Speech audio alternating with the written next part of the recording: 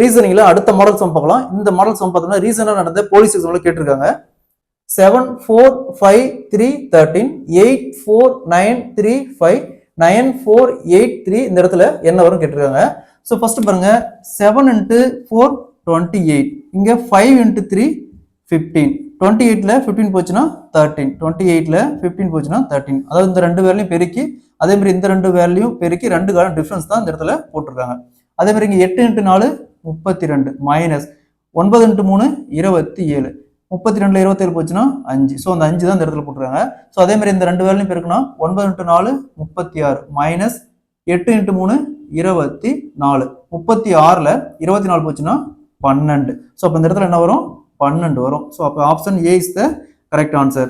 அதே மாதிரி இந்த சம் பாருங்க. இந்த சம் ப்ரீவியஸா ரயில்வே எக்ஸாம்ல கேட்டிருக்காங்க.